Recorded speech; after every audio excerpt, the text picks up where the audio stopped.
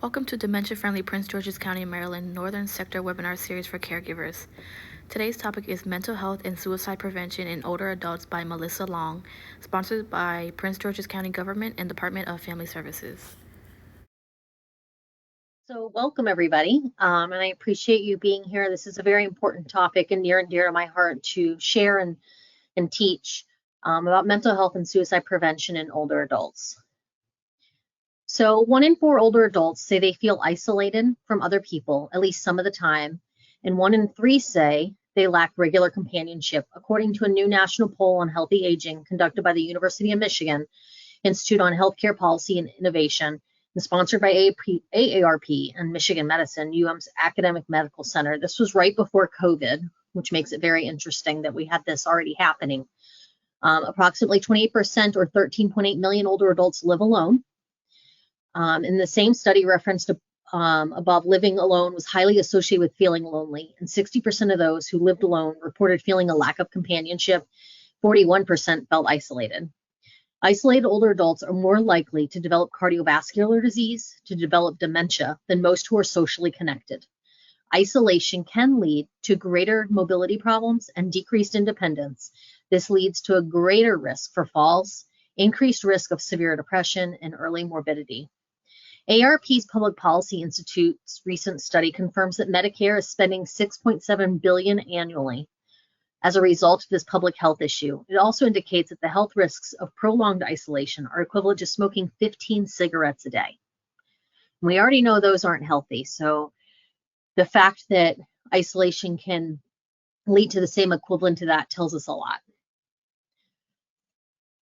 Non-pharmacological inventions, including social and physical isolation to protect older adults from fatal COVID-19 infection, have been associated with deterioration of physical, cognitive, and mental health. Loneliness arising from long periods of isolation can increase the risk of developing dementia, cognitive decline, mental health disorders, and other chronic diseases, including cardiovascular disease, strokes, and diabetes.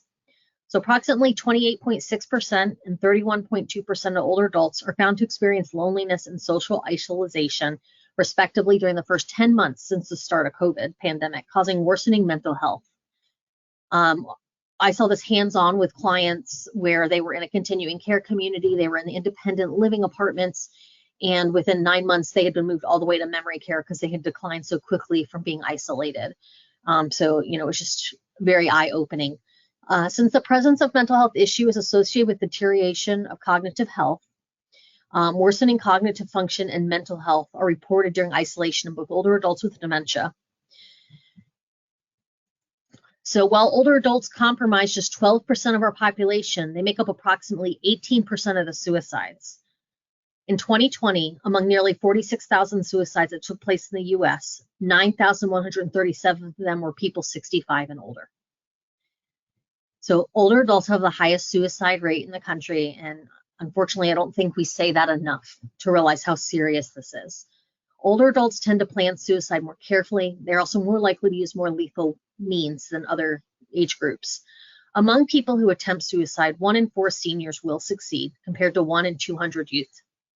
Even if a senior fails a suicide attempt, they are less likely to recover due to the effects that are left behind. Men 65 and older face the highest overall rate of suicide. So let's just take a little look at suicide rates in general. 4 hospitalizations for suicide attempts, 8 emergency department related visits due to suicide, 27 self-reported suicide attempts, and 275 people who seriously consider suicide. This is for every death, there are 27 self-reported suicide attempts. And it's 275 people who seriously consider suicide, according to the CDC. So with 1 death, all of these numbers are here. So that just tells you that there's a much bigger picture outside of what we see or hear. So when you look at this, it shows the numbers that 85 and older, suicide rate is much higher than any other. But when you look, 75 to 84 is still higher than, is tied with young adults. So, it just gives you a visual of where the numbers are for the suicide rate in our country. Firearms are the most common method used for suicide, and firearms are used in more than 50% of suicides. And this is really important. You know, a lot of people in the older generation have weapons in their home. And what can we do to make them safe? You know, do we take them out of the home? Do we get safety locks on them? But it opens up a discussion because as people start to age, it's not just about age, it's about the disease process, and they might not be able to make the right safe decisions. So when we look at race and ethnicity, non-Hispanic American, Indian, and Alaskan Natives, so the indigenous, their suicide rate is 28.1%, 28.1 out of 100,000. Non-Hispanic whites, 17.4, non-Hispanic Native Hawaiian, 12.6. Some of these groups have disproportionately high rates of suicide, and these racial and ethnic groups, the highest rates in 2021 were non-Hispanic American Indian and Alaskan Native people and non-Hispanic white people, as you can see on the chart. Adults 65 and older make up a large and growing segment of the US population. The majority are baby boomers, a generation at a high risk for suicide, a generation that will carry this risk as they advance in years. More than 1 in 9 US adults aged 65 and older experienced a mental illness in 2020. Yet the mental health system poses significant barriers to care for older adults. There is a severe shortage of geriatric psychiatrists, and psychiatrists overall are more likely than other specialty providers to opt out of Medicare, the program that provides health insurance for nearly all Americans over 65. Additionally, available mental health services are underused by this demographic. This unquestionably heightens the role of mental illness as a strong risk factor for suicide in older adults. Some of the other things we see from this is a lot of people who are older, it's a bad conversation to have. It's a faux pas to talk about any psych issues. And so it's why they don't seek help. Some people also have dementia and other diagnoses that don't make them aware they're having this issue. We also have the other issue where when someone has a diagnosis of dementia, you might hear a lot of doctors say, oh, it's the dementia, when it really could be depression that's causing them to decline. And so making sure you have the right doctor that's looking at all the pieces and not just assuming because of the diagnosis of dementia that that's what it is and it's not something else. So ageism is another risk factor for suicide. It promotes the belief that depression is a normal part of aging. It's not. The older adults are preoccupied with increasing levels of illness and that they may come to see suicide as an escape. Older adult suicides will rise as this population grows. However, younger age groups receive most suicide prevention attention. To change the broadening mental health conversation, advocacy groups, individuals, and practitioners alike should embrace anti-ageism and anti-stigma efforts. Making these changes require a deeper understanding of the current landscape and impact of ageism. So I can give you an example. I had a client who was in the ER with them, and they're like, oh, well, we'll get to her, she's older. I had another situation where I was working with someone that was over 100 years old, a centenarian, someone with great history and stories. And I got we don't need to check for depression. She's 102, she'll be fine. And she had a great quality of life. And to be ignored because of that, because they age or diagnosis, is just not fair. So we have to do better. Suicide incidents in older men. In 2020, men aged 65 to 74 had a suicide rate of 24.7 out of 100,000, and men 75 and older had a rate of 40.5 out of 100,000, both higher than the overall national rate of 13.5 out of 100,000. Notably, older adult suicide is predominantly a male phenomenon. The suicide rate of women aged 65 to 74 in 2020 was 5.6 out of 100,000. And the rate among women aged 75 and older was 3.9 out of 100,000. Older men are at higher risk because of a couple of things. They're widowed or divorced, have a history of depression and anxiety, live with a chronic illness, live alone or in a nursing home, live with comorbid medical and neurological issues, have lost their dignity and control, misuse alcohol, and experience hopelessness and see life as pointless.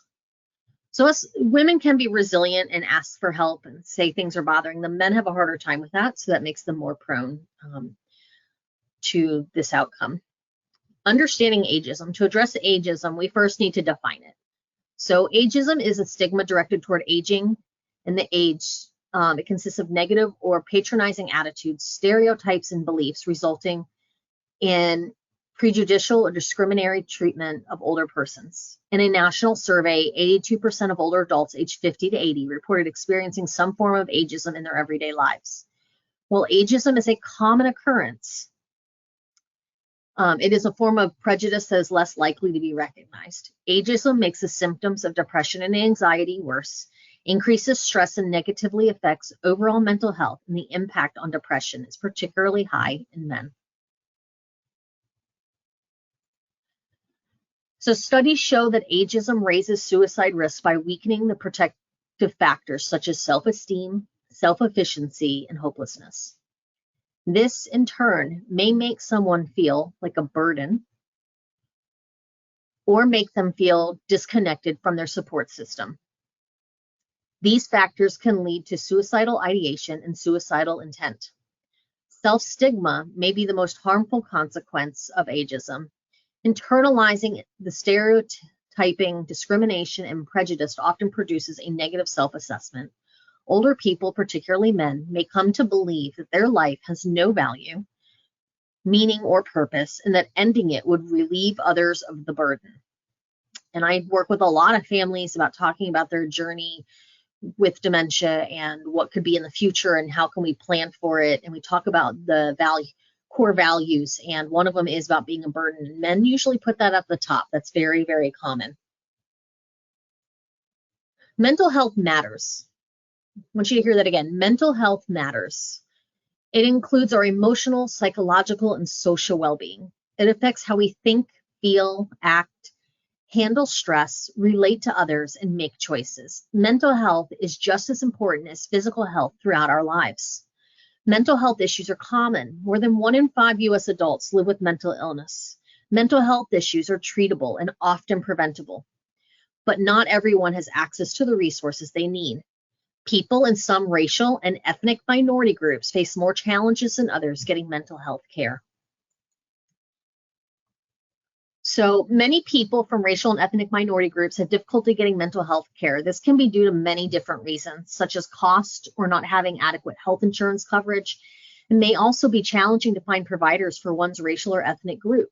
Stigma or negative ideas about mental health care may also prevent people from seeking services.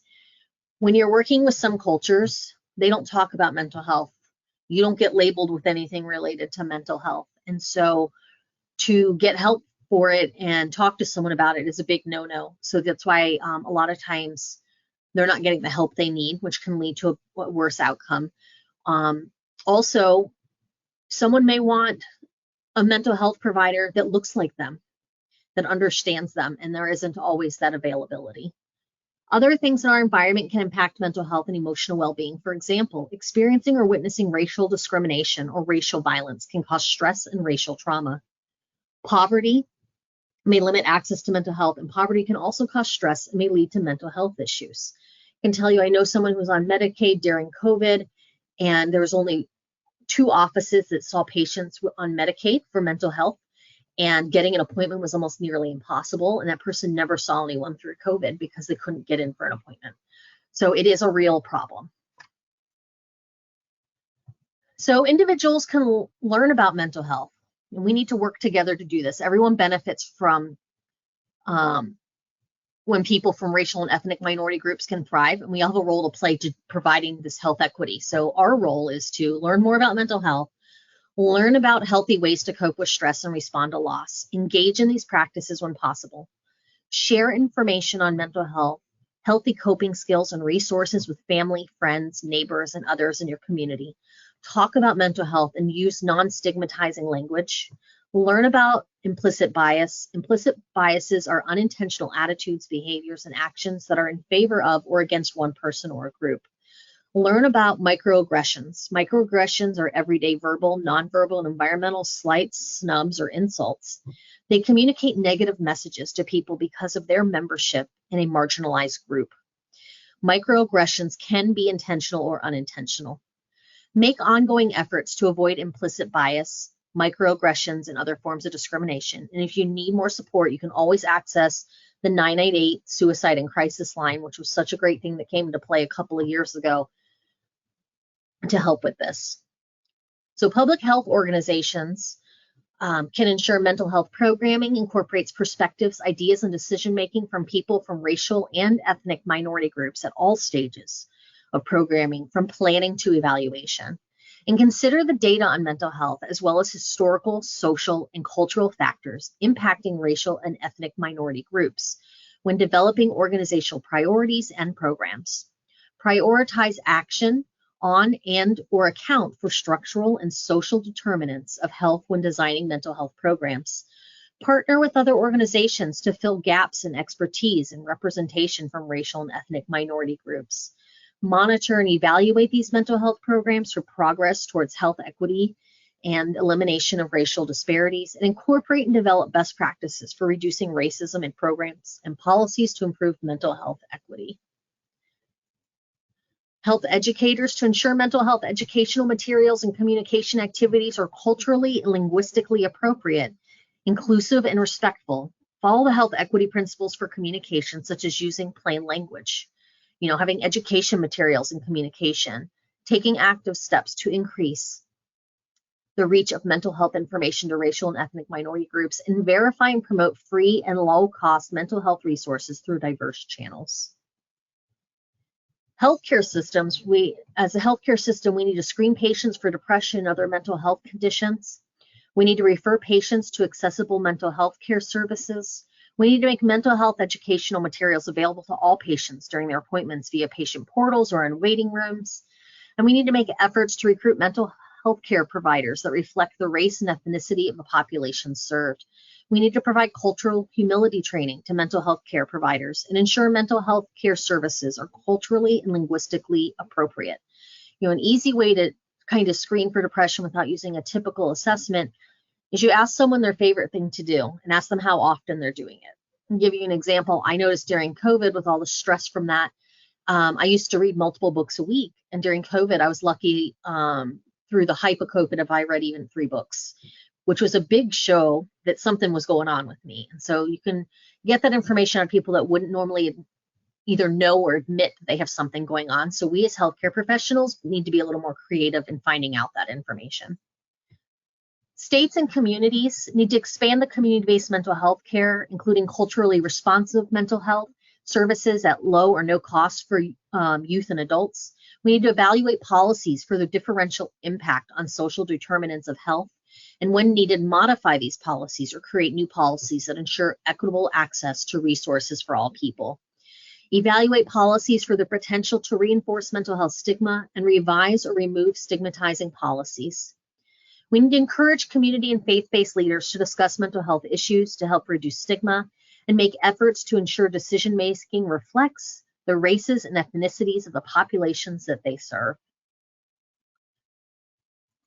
So the role of mental health organizations in the mental health care system, grassroots organizations and local mental health centers are a powerful counter to the stigma surrounding mental illness. They have a unique opportunity to raise awareness of how ageism stigmatizes older populations, makes them less likely to use mental health services, and contributes to suicide risk in high-risk groups. As for practitioners, mental health providers must support geropsychiatric care, which is often in short supply in many communities. Accordingly, suicide prevention programs must put older men on the agenda at the county and state levels and implement suicide prevention programs aimed at older men. Additionally, this implementation of 988 as a national crisis line is an opportunity to reach more vulnerable populations. However, call center staff must be sensitive to the effects of ageism and know the risk factors and warning signs of suicide in older men. So we want to recognize older adult behavioral health disorders, signs and symptoms, when to explore for the possibility of behavioral health disorder when not specifically identified by a client or caregiver. And we want to engage older adults in behavioral health services by addressing the barriers and making successful referrals. So here, I've been working with Mr. B for several weeks now, but we are getting nowhere with his person-centered plan. He seems unmotivated, distracted, and confused. I wonder if he might have a behavioral health problem. If so, what might be a mental disorder, or perhaps substance abuse, or maybe even Alzheimer's. What should I do? Well, the first thing is, as a medical professional, is we need to refer for a thorough medical diagnostic assessment. So a Medicare annual wellness visit, reimbursed under the Affordable Care Act. We have this available. You just need to make sure your doctors are following through with it. The health professional obtains patient history. The patient completes a health risk assessment, so a motivate behavior change, review of functional ability, a depression screening and cognitive assessment for Alzheimer's or other dementias, recommendations for specific diagnostic tests, specialist referrals, and goals for positive health behavior change, and follow-up plan, including a screening schedule for 5 to 10 years, referrals for other necessary services. And I think it's really important as a patient that you don't hide information, that you share what's going on, because the more the doctor knows, the more they can help you. No thing is wrong, no question is wrong, no information is bad that you give them. It just helps you be a better person. And the other important thing is, if you don't feel you're being heard in those appointments, switch doctors so that you can be heard and so that you can get the treatment that you need. Dementia, including Alzheimer's versus a behavioral health disorder. So dementia is not a disease, but a group of symptoms involving brain functioning. So your memory, your behavior, and your reasoning caused by various diseases. Alzheimer's is 60 to 80% of dementia cases, is progressive and incurable. It affects range from mild memory loss to early stages to an inability to care for oneself in the later stages. And survival can range from 4 to 20 years. Care for dementia is typically provided through the long-term care system rather than the mental health system. So then we go to behavioral health disorders. Older adults might present with affective disorders like depression, anxiety, bipolar, compulsive hoarding, psychotic disorders like schizophrenia and paranoia, personality disorders, borderline, obsessive compulsive, avoidant, schizotypical, antisocial, narcissistic, and they could have PTSD or alcohol and prescription drug misuse.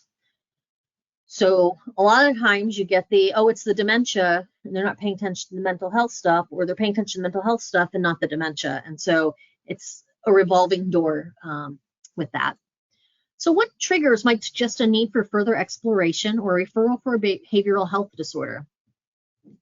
If someone has current psychiatric medications they're taking, current or past behavioral health treatment of any kind, repetitive or inappropriate requests with inability or unwillingness to collaborate on person-centered plan, but first review to ensure that the plan and collaborative process are truly person-centered.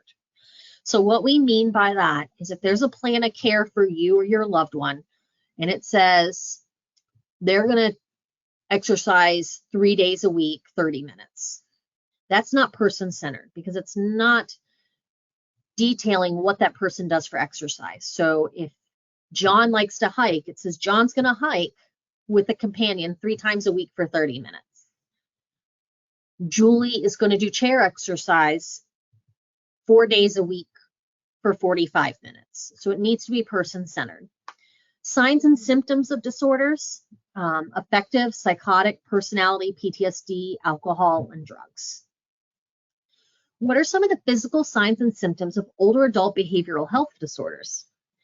That can be sudden weight loss or gain, deterioration of physical appearance, tremors, slurred speech, or impaired coordination. And when you're looking at some of this is also very similar to symptoms for dementia.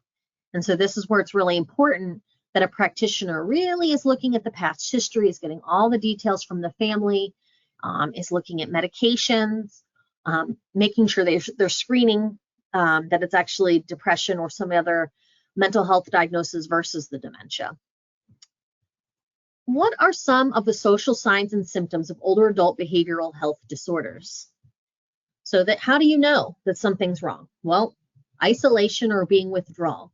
Usually the big one we hear from families, they've stopped going to church. That's usually when they notice it, or they don't want to go to the family functions anymore. There could be intense or unstable relationships, change in friends or interests, unexpected legal or financial problems. This is the second one we hear a lot about, where they bounce the checkbook, they've given away money, or they have an unexplained need for money because they don't know how to get their money out of the bank anymore. So usually when families get involved and we get the panic phone calls, it's one of the two things of either the isolation, they're not going anywhere, or there's financial issues. What are some of the behavioral and emotional signs and symptoms of older adult behavioral health disorders? So this is quite a list, so let's go through them here. Impaired performance of daily tasks, not due to physical or developmental disability. So, for instance, they forget to shower. They forget to take their pills. Okay. Next is memory loss or confusion. You can have poor or impulsive judgment and decision making. So the person decides, I got to get the mail and I'm going to run out in the road and there's a car coming. You know, difficulty with familiar tasks. They used to be able to turn on the coffee maker and now they don't know how. Risk or hazardous behavior. They think it's okay to go out in the winter with a pair of flip-flops and a tank top on.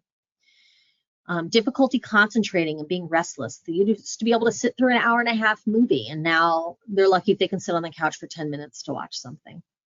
Disrupted sleep or eating. They're losing weight, they're gaining weight, they are getting a little delirious from the lack of sleep, or they're sleeping too much. Mood swings. They used to be the sweetest grandma in the world, and now she's yelling at you. Lack of motivation. You know, they used to be a go-getter and do lots of things, and now they're just sitting in the house. Fearfulness or anxiety. You know, some people go through this process, their home becomes their safe place, and that's where they stay. Thoughts of death or suicide, and then secretiveness, suspiciousness, and other personality changes. Rigid and disruptive patterns of thinking and behavior, recognized by the individual or not. So, you know, with some levels of dementia, we have people who have agnosia, where they're not in denial of the dementia, but they don't understand that they have dementia. And so they're still trying to do things that aren't appropriate, that they can't do, but they don't understand why.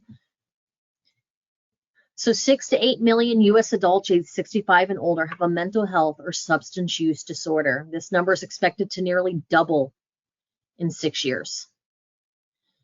3 to 14% older adults have an anxiety disorder.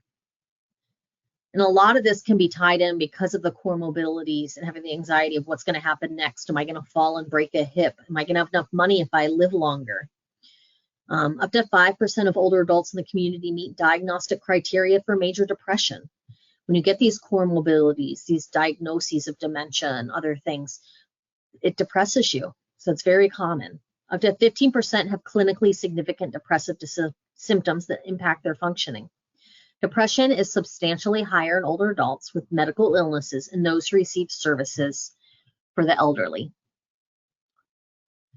So roughly 20% of Americans aged 65 and older have a mental health or substance use disorder, and 10% of Americans 65 and older have an anxiety disorder. So this 20% of mental health or substance use disorder, we actually found in COVID, we had an increase of people with dementia related to alcoholism with an increase during COVID.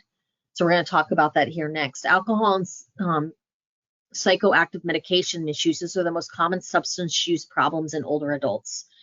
And the medication misuse can be a couple things. Either it's making them feel better, or they're not realizing they're making the medication mistakes, which can be part of it. 1 in 5 older adults may be affected by combined alcohol and medication misuse. And medication misuse results in falls, confusion, delirium, leading to high rates of emergency hospitalizations and mortality.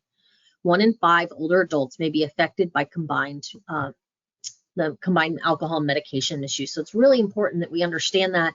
And I tell a lot of caregivers, if you can get something in place for med management, whether it's prepackaged medications, there's a great dispenser called Hero, the size of a coffee maker. It sits on your counter, and it can hold up to 10 different medications for 90 days each. And it dispenses them at the time that you program it for. And if you're a caregiver that doesn't live in the home, it tells you exactly if someone took the meds or not on an app on your smartphone. And it also reminds you when the meds need to be ordered. So there's no med error because the person taking them doesn't have access to the machine. And you can, if the med isn't taken and it's something really important, you can make sure that they take it with a reminder or going over to see them. So things like that are a good way to prevent some of this for older adults. The other piece is to get rid of all the meds that are expired or they're not taking anymore to prevent it as well. Mrs. B has a sign of depression. anxiety, poor appetite, and insomnia, but she refuses to accept any kind of evaluation or treatment. What should I do? This is a very common one we hear. So use non-gentle motivational prevention approach. Engage in decision-making and empowerment. We want to empower her to make these choices. Avoid stigmatizing terms like alcoholic or addict. Work with older adults in the setting they prefer. Establish partnerships between their PCP, so their primary care physician, and a behavioral health provider. Engage professionals who have trusted relationships with the older adult to help them. And ensure a person has their glasses and hearing aids if needed so they can participate fully in this discussion. So you really want to meet them where they're at and say, I'm really worried because you're losing weight and that's not healthy. What would help you do that? Do you want different things in the house to eat? Do you want someone to cook for you? Do you think we could go to the doctor and just get some blood work and make sure that you're getting all your vitamins and so forth? And that might be how you can get them in, and then the mental health questions can happen at the appointment. So you have to be creative sometimes. We're also very fortunate in this day and age that a lot of services will come to your home, and you can look up to see if an urgent care will come to the house. You can get blood work done at the house, those type of things. So if someone does feel safer in their home and doesn't want to leave, maybe we can bring the resources to them to get the care that they need. You want to ensure a warm handoff. So when you refer someone over, if you hand someone over to the PCP or you're a family member and you bring them there, address the physical barriers that may affect, if they don't have transportation, how are we going to get them there? Tailor approaches to varying cultural views. So if they don't talk about mental health because it's not culturally appropriate, what words can we use to get them help? Are you sad because you're not sleeping? Are you sad because so-and-so's not around? Things like that. When referring for behavioral health, provide detailed information about signs, symptoms, and concerns, including safety, past treatment, and medical issues, but encourage comprehensive physical and behavioral health diagnostic evaluations, and close the loop. Follow up with the referral source and make sure that things are happening for that patient. We don't want to leave someone hanging to where they feel like they got help and then were ignored, and then it makes them worse off than they were when you started. Behavioral health issues, including depression, are not a normal part of aging. Older adults are often misdiagnosed or undertreated for behavioral health issues, and treatment is effective. Recovery is possible. So remember, this is not a normal part of aging. And to give an example of a story, when you look at Robin Williams, he knew something more was wrong than what the doctors were telling him. And he kept saying, but I'm not sleeping. I'm seeing things that I shouldn't be seeing. There's something wrong with me. And they didn't get the care he needed. And so he made a choice to take his own life. And if we could have done better as medical professionals to listen to what he was saying and acknowledge it and get him the help sooner, we may not have had that outcome. And so we want to make sure that that's not the normal. Mental health and substance abuse issues are common among older adults and not an aspect of normal aging. These issues are not always obvious and may require some exploration to identify, especially if you have someone with dementia who may not be able to express that they're sad, but you're seeing a change in their daily involvement in things. You may have to try, the doctor may have to try an antidepressant, a really small dose, to see if there's changes, because that's the only way they're going to figure it out. So sometimes doctors do have to go that route, but it's better than assuming that it's only dementia, not treating what could possibly be depression. And these issues usually respond to an appropriate treatment once physical causes have been ruled out. So we always want to look and make sure it's not a UTI, that we don't have pneumonia or some kind of infection. It's not a change in medications, a lack of sleep. All those things can lead to some of these symptoms as well. Older adults may be reluctant to accept mental health treatment and may require considerable outreach and support to engage them. This is a constant thing I hear from families a lot. I can't get them to go see someone because they say there's nothing wrong. And part of that is cultural. Part of it is the age where you didn't talk about this stuff when they were younger. And so we have to be there to support them and let them know that it's okay to get help. Anyone can get help. If we share personal stories of, oh, I'm getting help, or I know so-and-so is getting help, that may make it a little less easy, make it more easier to swallow and be accepting of the services. Daughter's concern. The daughter of my client, Mrs. D, called to say she thinks her mother is giving up on life and worries that she may be thinking about suicide. What are some things that we could consider? Well, we need to look at some definitions first. This is really important. So suicide, a death caused by self-directed injurious behavior with the intent to die as a result of that behavior. A suicidal ideation, thoughts of engaging in suicide-related behavior, and suicidal behaviors, suicide, suicide attempts, suicidal ideation, and planning, preparation done with the intent of attempting to die by suicide. So those are from the CDC. And this is one thing we really want to learn. There's acceptable terms and unacceptable terms. Suicide, suicidal thoughts, suicidal behavior, preparatory acts, and suicide attempt, but do not use the terms successful or completed suicide, failed attempt, or suicidality. These are not acceptable terms. They can really upset both family members, survivors, and in the domain of suicide, some terms are acceptable and not. And so we need to remember that to be fair to all the people that could be a part of a story related to this. Warning signs and immediate risk. So talking about wanting to die or kill oneself, having a plan to attempt, looking for a way to kill oneself, such as searching online or obtaining a gun, talking about feeling hopeless or having no reason to live. There are several warning signs for suicide, some of which indicate immediate risk, while others indicate serious risk. Under the category of immediate risk, we want to make sure we're getting them help. We're calling the suicide hotline. We're getting to a doctor. We're putting them in the car and taking them to the ER for help, whatever we need to do to prevent the negative outcome. So warning signs of a serious risk. Talking about feeling trapped or unbearable pain. Talking about being a burden to others. Increased substance abuse. Acting anxious or agitated. Sleeping too little or too much. Withdrawing or feeling isolated.